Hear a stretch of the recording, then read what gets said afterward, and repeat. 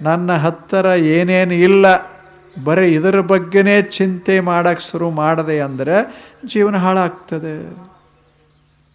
ಅಥವಾ ನನ್ನ ಹತ್ತಿರ ಇಲ್ಲದ್ದು ಇನ್ನೊಬ್ಬರ ಹತ್ತಿರ ಇತ್ತು ಅಂದರೆ ತಾಪ ಶುರುವಾಗ್ತದೆ. ಇದು ದುಃಖಕ್ಕೆ ಕಾರಣ. ಎಷ್ಟು ಮಜಾ ಅದ.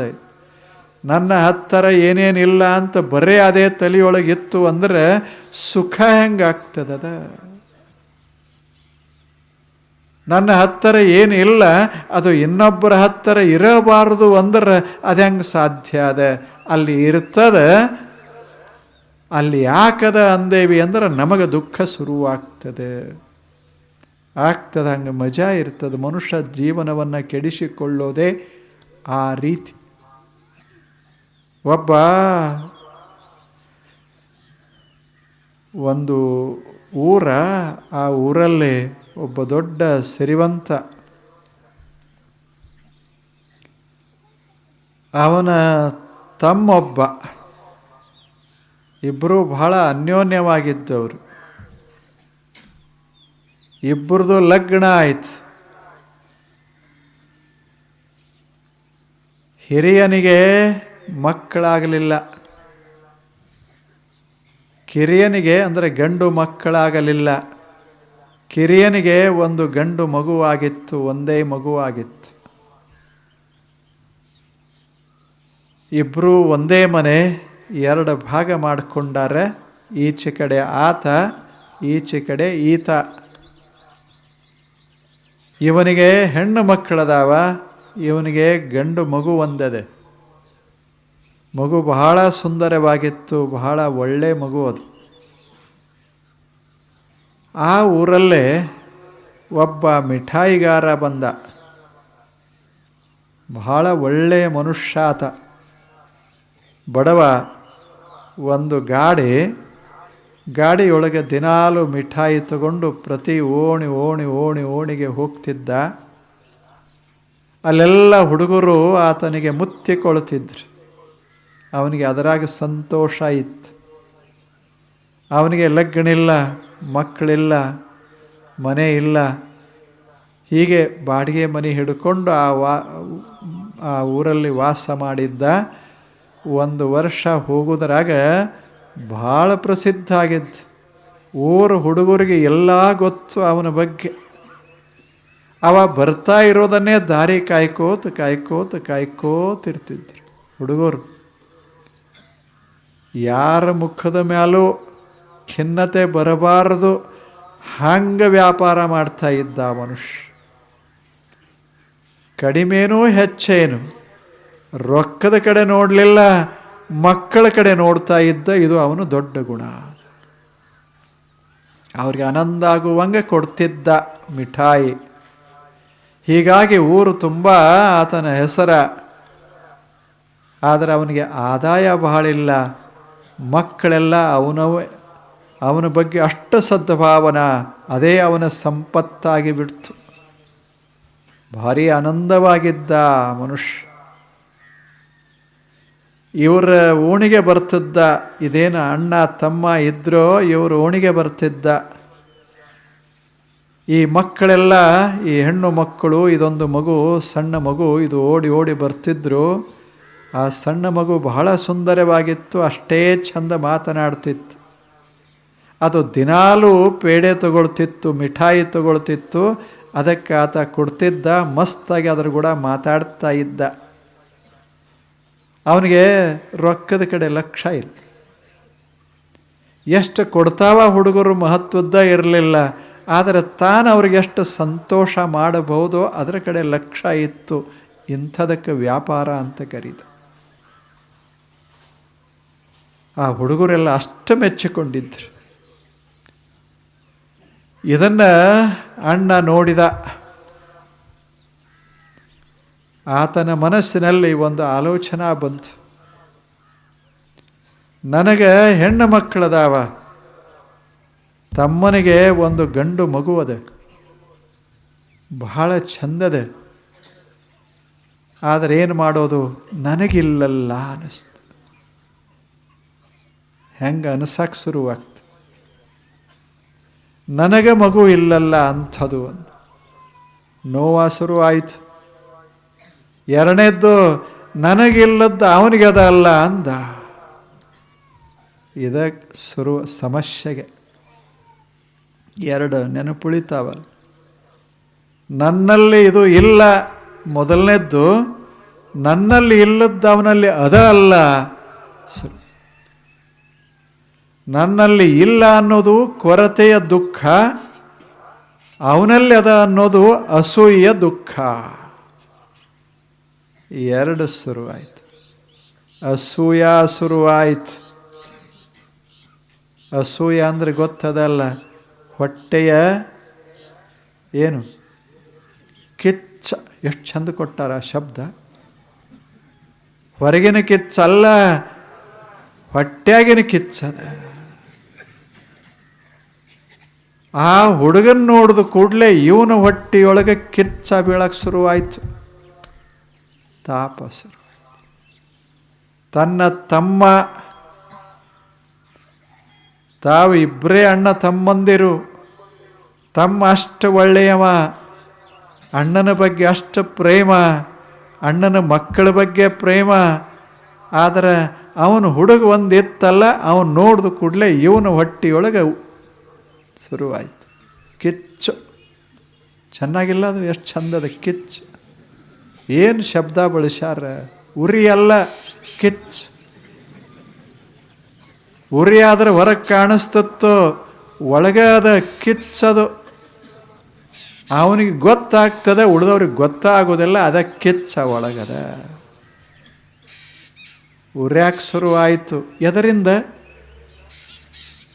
ಸಂಪತ್ತದ, ಮಕ್ಕಳದಾವ, ಚಂದ ಚಂದ 4 ಮಂದಿ ಹೆಣ್ಣು ಮಕ್ಕಳದಾವ, ಪ್ರೀತಿಸುವಂಥ ಹೆಂಡತಿ ಅದಾಳ, ತಮ್ಮ ಚಲೋ ತಮ್ಮದಾನ, ಊರಾಗ 4 ಮಂದಿಗೆ ಬೇಕಾಗ್ಯಾನ, ಬೇಕಾದಷ್ಟದ.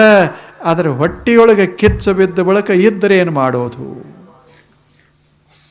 ಸಂಪತ್ತ ಸುಖ ಕೊಡಲಿಲ್ಲ. 4 ಮಂದಿ ಮಕ್ಕಳಿಂದ ಸುಖ ಆಗಲಿಲ್ಲ, ಹೆಂಡತಿಯಿಂದ ಸೌಖ್ಯ ಉಂಟಾಗಲಿಲ್ಲ, ವಿಶಾಲವಾದ ಮನೆ ಇತ್ತು ಆಗಲಿಲ್ಲ, ಊರಲ್ಲಿ ಗೌರವ ಇತ್ತು ಅದರಿಂದ ಸುಖ ಸಿಗಲಿಲ್ಲ. ಯಾಕೆ? ಹೊಟ್ಟೆಯೊಳಗೆ ಕಿಚ್ಚ ಬಿದ್ದಿತ್ತಷ್ಟೆ. ಯಾರೇ ಹಾಕಿದ್ದಿಲ್ಲ, ತಾನೇ ಹಾಕ್ಕೊಂಡಿದ್ದ. ದುಃಖಕ್ಕೆ ಕಾರಣ ಇದು. ಹೆಂಗೆ ನಾವು ಜೀವನವನ್ನು ದುಃಖಮಯ ಮಾಡ್ತೇವೆ ಅನ್ನೋದಕ್ಕಿದು ಸಾಕ್ಷಿ. ಜಗತ್ತೇನು ಮಾಡಿಲ್ಲ, ತಾನು ಮಾಡಿಕೊಂಡಷ್ಟೆ. ಈಗೇನು ಮಾಡಬೇಕು? ಈ ಕಿಚ್ಚ ಆರಬೇಕಾದ್ರೆ ಆ ಹುಡುಗ ಸಾಯ್ಬೇಕಷ್ಟೆ. ಅವ ಇರುತಕ್ಕ ಇವನ ಕಿಚ್ಚ ಆರೋದಿಲ್ಲ. ಅಸೂಯ ಅಂದ್ರೆ ಹಂಗಿರ್ತದ. Jealousy, it is the ugliness of the heart. ಅದು ಮಾತ್ಸರ್ಯ, ಅಸೂಯ. ಅದು ಅತಿ ದುಃಖಕ್ಕೆ ಕಾರಣ. ನಮ್ಮ ಹತ್ತಿರ ಇಲ್ಲದ್ದು ಇನ್ನೊಬ್ಬರ ಹತ್ತಿರ ಇತ್ತು ಅಂದ್ರೆ ದುಃಖ ಆಗ್ತದೆ. ದುಃಖ ಮಾಡ್ಕೋತಾನೆ. ಅವರು ಮಾಡೋದಿಲ್ಲ, ನಾವು ಮಾಡ್ಕೋತೀವಿ. ಅಸೂಯ. ಆ ಬಳಿಕ ಅವ ವಿಚಾರ ಮಾಡ್ದ. ತಾಪ ದಿನ ದಿನ ನೋಡ್ದಂಗೆ ಮನ್ಯಾಗ ಹುಡುಗ ಮನ್ಯಾಗೆ ಆಡೋದು, ಮಾಡೋದು, ನಗೋದು, ಕೆಲೋದು ಇದನ್ನೆಲ್ಲ ನೋಡ್ಕೋತು ಆದಂಗೆ ಅವನ ಕಿಚ್ಚು ಹೆಚ್ಚಾಕೋತು ಹೋತು. ಸಂತೋಷ ಕಡಿಮೆ ಆಗಿಬಿಡ್ತು. ಈಗ ತನ್ನ ಮಕ್ಕಳು ಕಾಣಲಿಲ್ಲ, ತನ್ನ ಮನೆ ಸಂಪತ್ತು ಕಾಣಲಿಲ್ಲ, ಯಾವುದು ಕಾಣಲಿಲ್ಲ. ಬರೇ ಒಂದೇ ಕಾಣಕ್ಕೆ ಶುರುವಾಯಿತು. ಏನು ಅಂದರೆ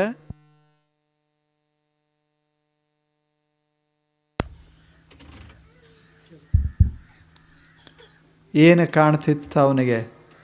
ಆ ಹುಡುಗ ಎದ್ರೂ ಹುಡುಗ, ಮಲಗಿದ್ರೂ ಹುಡುಗ, ಕನಸಿನಾಗ ಅದೇ ಅದೇ ಬಂದು ನಿಲ್ಲೋದು. ತಾಪ ಎಷ್ಟಾಗಿರಬೇಡ. ಕೊನೆಗೊಮ್ಮೆ ನಿರ್ಣಯ ಮಾಡ್ದ, ಈ ಹುಡುಗನ ಮುಗಿಸಬೇಕು ಅಂತ. ಎಷ್ಟು ಚಲೋ ಮನುಷ್ಯ, ಆದರೆ ಹೊಟ್ಟೆಯೊಳಗೆ ಕಿಚ್ಚು ಬದ್ದು ಬಿದ್ದು ಒಳಗೆ ಅವ ಹೆಂಗಾಗ್ತಾನೆ? ಅವ ಕೆಟ್ಟಲ್ಲ, ಕಿಚ್ಚು ಬಿತ್ತಲ್ಲ ಕೆಟ್ಟು ಅಷ್ಟೇ. ಏನು ಮಾಡೋದು? ನಮ್ಮ ಜಗತ್ತಿನಾಗೂ ಇಷ್ಟ. ನಮ್ಮದು ನಮ್ಮ ಹತ್ರ ಇರಲಾರ್ದು ಇನ್ನೊಬ್ಬರ ಹತ್ರ ಇದ್ದದ್ದನ್ನು ನೋಡಿದ್ರೆ ಹೆಂಗೆ ಅನ್ನಿಸ್ತದೆ? ನಮ್ಗೆ ಇಲ್ಲಿ ಕೂತೇವಲ್ಲ, ನಮಗರೆ ಹೆಂಗೆ ಅನ್ನಿಸ್ತದೆ? ಈಗ ನಿಮಗಿಲ್ಲ ಕುರ್ಚಿ, ನನಗೆ ಕೊಟ್ಟಾರ, ಇದನ್ನು ನೋಡಿ ನಿಮಗೆ ಹೆಂಗೆ ಅನ್ನಿಸ್ತದೆ? ಮಜಾ ಅನ್ನಿಸ್ತದ ಅಷ್ಟೆ.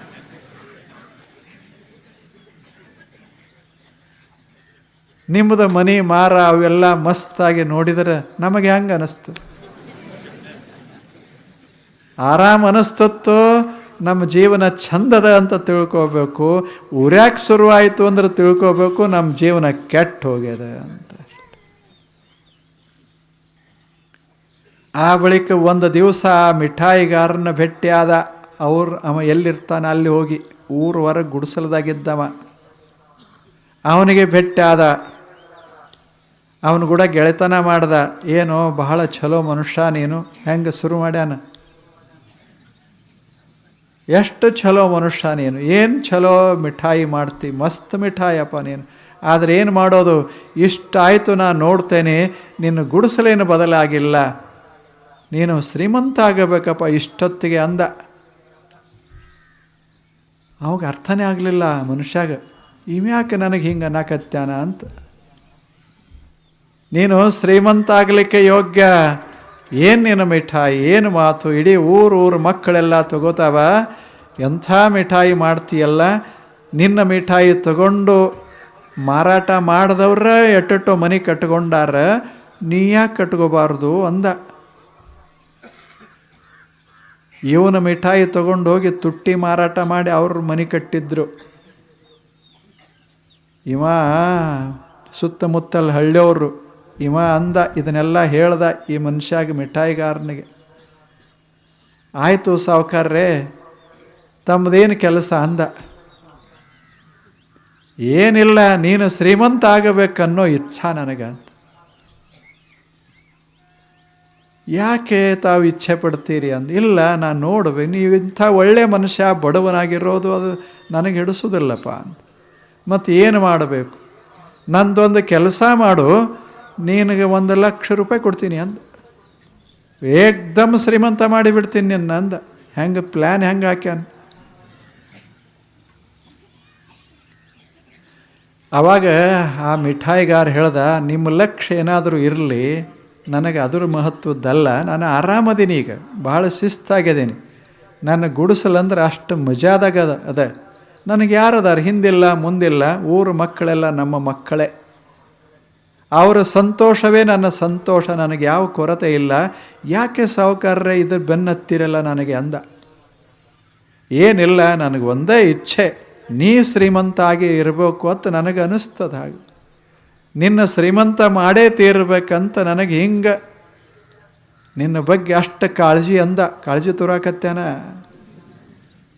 ಆದರೆ ಒಳಗೆ ಏನದ, ಉರ್ಯಾಕತ್ಯದ. ಮ್ಯಾಲೆ ಚಲೋ ಮಾತಾಡ್ತಾ ಇದ್ದಾನ. ಆವಾಗ ಮಿಠಾಯಿಗಾರ ಹೇಳ್ದ, ಏನೋ ಇವಂದು ಕೆಲಸ ಇರ್ಬೇಕು ಸಾವುಕಾರಂದು, ರೊಕ್ಕ ಪಕ್ಕ ಕೊಟ್ಟು ಮಾಡಿಸ್ಬೇಕಂತಾನ. ರೊಕ್ಕ ಇರಲಿ ಸಾವುಕಾರ್ರೆ, ರೊಕ್ಕ ತೊಗೊಂಡು ಏನು ಮಾಡೋದು, ಏನರ ನನ್ನ ಕಡೆಯಿಂದ ಸಾಧ್ಯ ಇದ್ದರೆ ಹೇಳಿ ಅಂದ. ಅವಾಗ ಏನಿಲ್ಲ, ನಾನೊಂದು ಪುಡಿ ಕೊಡ್ತೀನಿ, ಇದನ್ನು ನಮ್ಮ ಓಣಿಗೆ ಬರ್ತೀಯಲ್ಲ, ನಮ್ಮ ಸಹೋದರನ ಮಗ ಒಬ್ಬ ನೀನು ಭಾಳ ಮೆಚ್ಚಿಕೊಂಡಿದೆ ಆ ಹುಡುಗನ್ನ, ನಿನಗೆ ಗೊತ್ತದ, ಆ ಹುಡುಗನ ಹೆಸರು ಸಹಿತ ನಿನಗೆ ಗೊತ್ತು, ಎಲ್ಲ ಗೊತ್ತು. ಹೌದು ಅಂದ. ಯಾರು? ಅವ ಭಾಳ ಚಲೋ ಹುಡುಗ ಆತ, ನಾನು ಅತ್ಯಂತ ಈ ಊರಲ್ಲಿ ಮೆಚ್ಚಿಕೊಂಡ ಹುಡುಗನೇ ಅವ ಅಂದ. ಅದು ಆಯಿತು. ಈಗ ನೋಡು, ಇದೊಂದು ಅವಕಾಶ ನಿನಗೆ, ಗೋಲ್ಡನ್ ಅಪಾರ್ಚುನಿಟಿ. ಇಂಗ್ಲೀಷ್ ಅದರ ಅರ್ಥ ಸುವರ್ಣಾವಕಾಶ, ಬಿಡಬೇಡ ಅಂದ. ಏನು ಅಂದ ಈತ ಮಿಠಾಯಿಗಾರ, ನಾನೊಂದು ಪುಡಿ ಕೊಡ್ತೇನೆ, ಅದನ್ನು ನಿನ್ನ ಮಿಠಾಯಿ ಒಳಗೆ ಹಾಕು, ಆ ಹುಡುಗನಿಗೆ ಕೊಡು, ಇಷ್ಟೇ, ಮತ್ತೇನಿಲ್ಲ. ಇವಾಗ ಸಂಶಯ ಬರೋಕ್ಕೆ ಶುರುವಾಯಿತು. ಯಾರಿಗೆ? ಮಿಠಾಯಿಗಾರನಿಗೆ. ಅವ ಅಂದ, ಮತ್ತು ನಿನ್ನ ಪುಡಿ ಮತ್ತು ಅಷ್ಟು ಚಲೋ ಇದ್ದರೆ ನೀನೇ ಕೊಡಲ್ಲ ಅಂದ.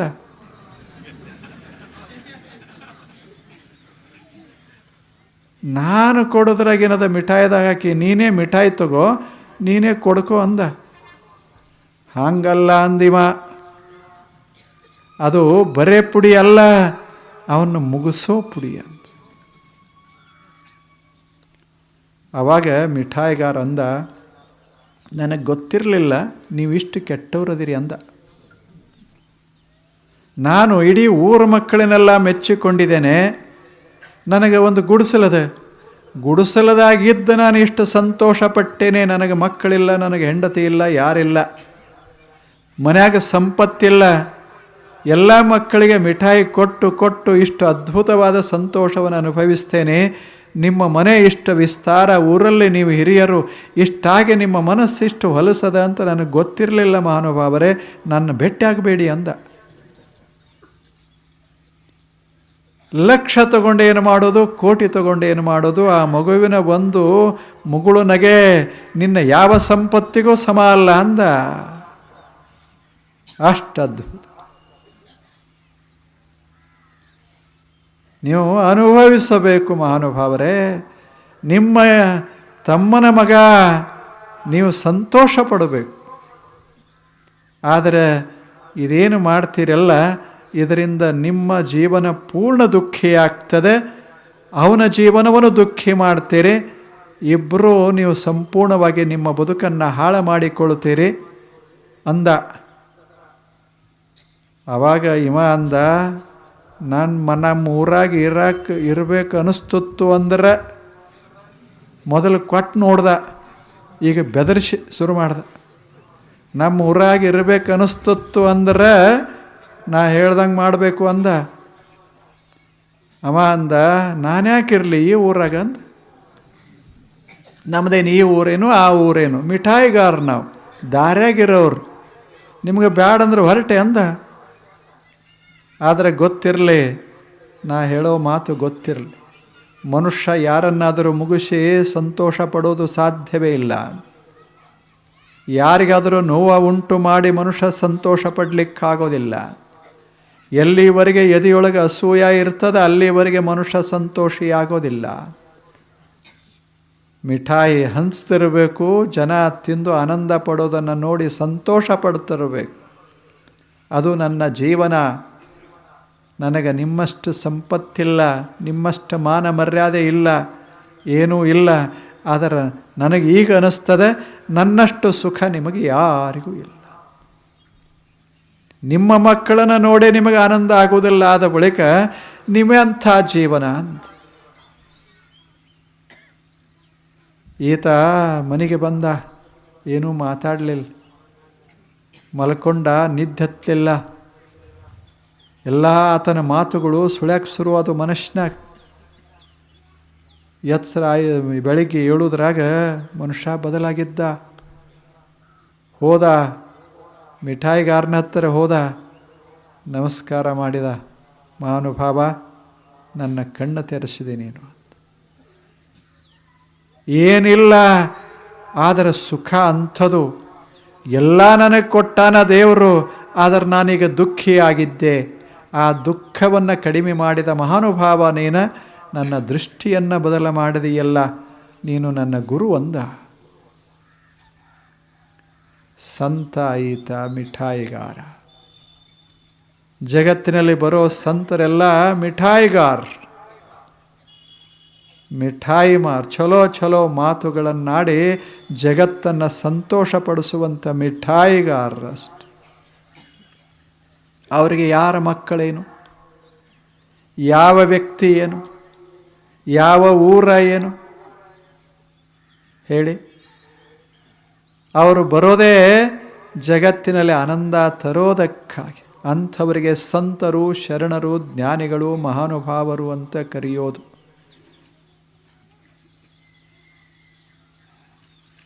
ಹಾಗ ಇದು ದುಃಖದ ಮೂಲ, ಅಸೂಯ. ಇದನ್ನು ನಾವು ತೆಗೆದು ಹಾಕಬೇಕಾಗಿತ್ತು ಅಂದರೆ 2 ಕೆಲಸ ಮಾಡೋದು. ಮೊದಲನೇದ್ದು ನಮ್ಮಲ್ಲಿ ಏನದ ಅಷ್ಟರಾಗ ಆನಂದ ಪಡೋದು, ಇಲ್ಲದಕ್ಕೆ ತಲೆ ಕೆಡಿಸ್ಕೋಬಾರ್ದು. ನಮ್ಮಲ್ಲಿ ಒಂದು ಪಣತಿ ಅದಲ್ಲ ಸಾಕು. ಅವ್ರ ಮನ್ಯಾಗ ಬಂಗಾರ ಪಣತೆ ಇರಬಹುದು, ನಮ್ಮ ಮನ್ಯಾಗ ಬೆಳ್ಳಿ ಇದು ಮಣ್ಣಿನ ಪಣತೆ ಇರಬಹುದು. ಅವ್ರ ಮನ್ಯಾಗ ಬಂಗಾರ ಪಣತೆ, ನಮ್ಮ ಮನ್ಯಾಗ ಮಣ್ಣಿನ ಪಣತೆ. ಚಿಂತಿಲ್ಲ. ಆದರೆ ನಮ್ಮ ಮಣ್ಣಿನ ಪಣತೆಯ ಬೆಳಕು ಬೆಳಕೆ, ಅವರ ಬಂಗಾರ ಪಣತೆಯ ಬೆಳಕು ಬೆಳಕೆ. ಬೆಳಕು ಬೇಕೇ ವಿನಃ ಪಣತಿ ಮಹತ್ವದ್ದಲ್ಲ. ಆದ್ದರಿಂದ ನಾನೇನು ಕಡಿಮೆ ಅಲ್ಲ, ಅವರೇನು ಹೆಚ್ಚಲ್ಲ. ಅವ್ರ ದಿನ ಬಂಗಾರದ ಪಣತಿ ಬಹಳ ದಿವಸ ಉರಿಯೋದಿಲ್ಲ. ಯಾಕೆ? ಅದರ ಮೇಲೆ ಕಣ್ಣು ಬಹಳ ಜನರದ ಬೀಳ್ತದೆ, ಬಹಳ ಜನರದ ಬೀಳ್ತದೆ. ನನ್ನ ಹಣತೆ ಮೇಲೆ ಯಾರ್ದು ಕಣ್ಣು ಬೀಳುವುದಿಲ್ಲ. ಯಾಕೆ? ಬೀಳಲಾರ್ದಂಗೆ ಅದ. ಅದಕ್ಕೆ ಆರಾಮದೀನಿ ಅಂತ ಹಿಂಗೆ ವಿಚಾರ ಮಾಡಬೇಕೇ ವಿನಃ ನಮ್ಮ ಮನ್ಯಾಗ ಮಣ್ಣಿಂದದ, ಅವ್ರ ಮನ್ಯಾಗ ಬಂಗಾರದ್ದದ, ಎಷ್ಟು ನಾವು ಕಡಿಮೆಪ್ಪ ಹಿಂಗೆ ಅನ್ಕೋತು ಹಾದೇವಿ ಅಂದರೆ ಹಾಳಾಗ್ತೇವೆ ಅಷ್ಟೆ. ಅವ್ರದ್ದೇನೇ ಹಾಕಿರೋಲ್ಲ. ಯಾಕೆ? ನಮ್ಮದದ ಅಲ್ಲ ಸಾಕು. ನಾವು ಬೊಗಸಾಗ ನೀರು ಕುಡಿಯೋಣ, ಅವರು ಬಂಗಾರದ ತಟ್ಟ್ಯಾಗ ನೀರು ಕುಡಿಯೋಲ್ರ ಗ್ಲಾಸ್ನಾಗ.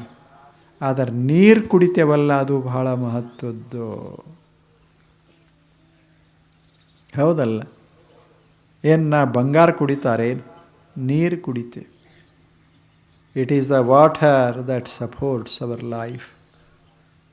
That is the source of our joy. ನೀರ ಮಹತ್ವದ್ದೇ ವಿನಃ ಬಂಗಾರ, ಬೆಳ್ಳಿ, ಮುತ್ತು, ರತ್ನ ಯಾವುದು ಮಹತ್ವ. ಅವರು ಎದರಾಗರೆ ಯಾಕೆ ಕುಡಿಯೋಲ್ರಾಕ? ಅದನ್ನು ತಗೊಂಡು ಏನು ಮಾಡೋದು? ನೀರು ಕುಡಿತಾರ ಅಂತ ನೆನಪ ಮಾಡಿಕೊಂಡ್ರೆ ನಮಗೆ ತಾಪ ಆಗೋದಿಲ್ಲ ಅಷ್ಟೇ. ಯಾರು ಕುಡಿದ್ರೇನು? ನೀರಲ್ಲೇ ಏನು ಬಂಗಾರದ ತಟ್ಟು ಇದು ಗ್ಲಾಸ್ನಾಗ ಕುಡಿದ್ರೆ ನೀರೇನು ಬದಲಾಕ್ಕವೇನು ಹೇಳಿ? ಬಂಗಾರದ ಏನರ ಸೇರ್ಕೋತದೇನು ಅದರಾಗ? ಬಂಗಾರದ ಗ್ಲಾಸ್ನಾಗ ಕುಡಿದ್ರು ಕುಡಿಯೋದು ನೀರೇ, ಅದರಾಗ ಏನೇನು ಬದಲಾಗೋದಿಲ್ಲ. ನೀರು ಹೇಳ್ತದೆ, ನೀ ಹೆಂಗರೇ ಕುಡಿ, ನೀನು ಎಲ್ಲರೇ ಹಾಕಿ ಕುಡಿ, ನಾನು ಮಾತ್ರ ನಾನೇ, ನನ್ನ ಬೆಲೆ ಅಷ್ಟೇ. ಬಂಗಾರ, ಬೆಳ್ಳಿ, ಮುತ್ತು, ರತ್ನ ಅವು ಇವು ಯಾವು ನನಗೆ ಸಂಬಂಧ ಅಲ್ಲ, ನಾನು ನೀರ. ಇದನ್ನು ಅರ್ಥ ಮಾಡಿಕೊಂಡ್ರೆ ನಾವು ಕಡಿಮೆ, ಅವರು ಹೆಚ್ಚ ಅನ್ನೋ ಭಾವ ಹೋಗ್ತದೆ. ಆರಾಮ ನೀರು ಕುಡಿದು ಮನುಷ್ಯ ಬದುಕ್ತಾನೆ. ಸುಖದ ಸೂತ್ರ ಇದೆ ಅಸೂಯ. ಅಂದ್ರೆ ನಮ್ಮಲ್ಲಿ ಏನದ ಅದರಾಗ ಆನಂದ ಪಡೋದು, ಕೊರತೆ ಅಂತ ಭಾವಿಸಬಾರದು. ಎಷ್ಟದ ಅಷ್ಟು.